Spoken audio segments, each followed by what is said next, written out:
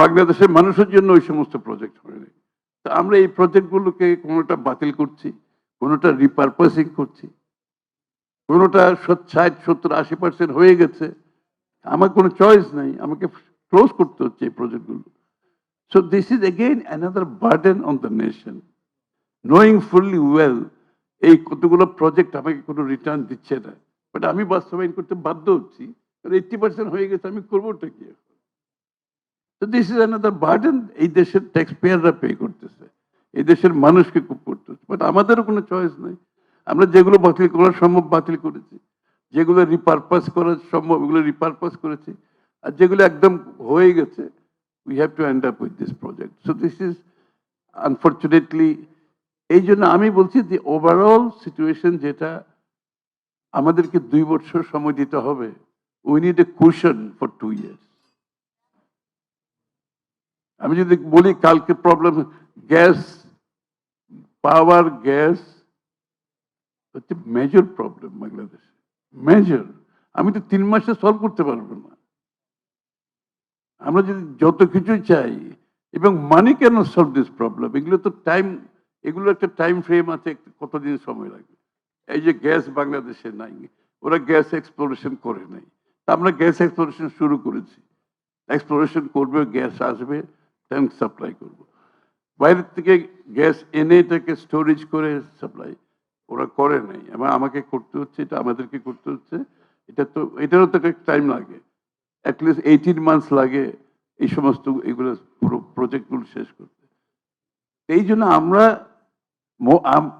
বাংলাদেশের যদি real development, $1 trillion ইকোনমির কথা আমরা যেটা প্রমিস করেছি 2034, এটা করতে হলে গ্যাস, ইলেকট্রিসিটি এবং রোবাস্ট ইন্টারনেট ছাড়া, I am adding robust internet, এই কারণে internet makes all the difference in any country's development.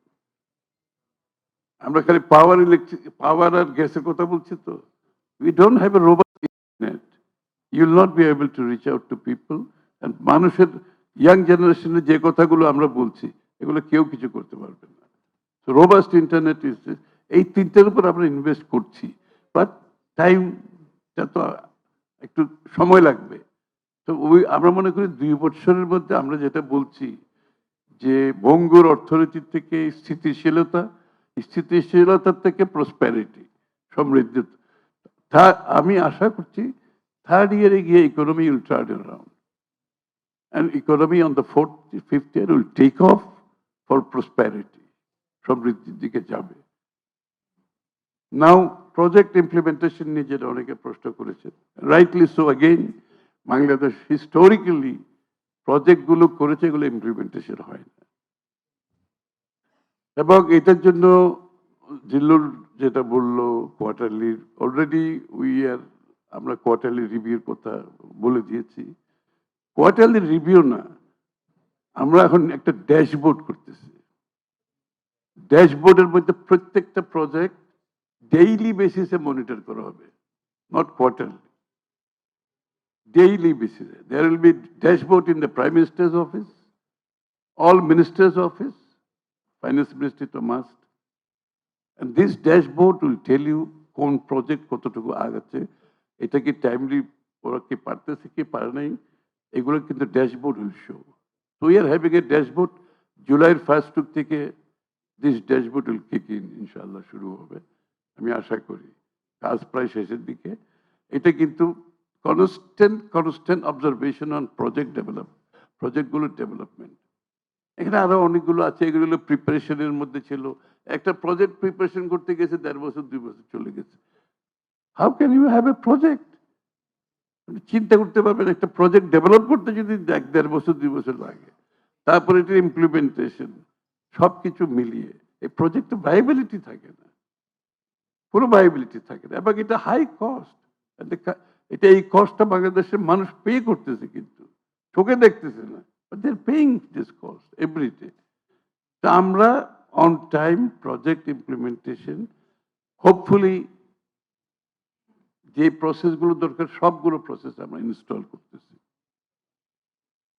Lastly একটু আমি ডিরেগুলেশনের উপরে বলি, again this is my Pat subject. Deregulation. এই যে আপনারা এত সব ঝামেলা বাংলাদেশে, ব্যুরোক্রেসির কথা বলতেছেন, তো ডিরেগুলেশন ছাড়া আপনি এখান থেকে বেরিয়ে আসতে পারবেন না।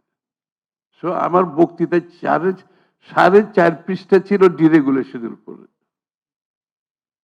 How to deregulate Bangladesh. Bangladesh is over regulated country. আমি বহুদিন ধরে বলি, this country is over regulated country, যেখানে মানুষের কিছু করা যাবে না। ব্যবসায়ী ব্যবসা করতে পারবে না, সাধারণ মানুষের life is difficult everyday, day to day বেসিসে। আমরা চাচ্ছি এইখানে এটার ডিরেগুলেশনের গুলোতে সব লেড আউট করেছি, এবং ডিরেগুলেশন গুলো কমপ্লায়েন্সের জন্য আমরা একটা টাস্ক ফোর্স করে দিচ্ছি, আমরা একটা ওয়েবসাইট করছি।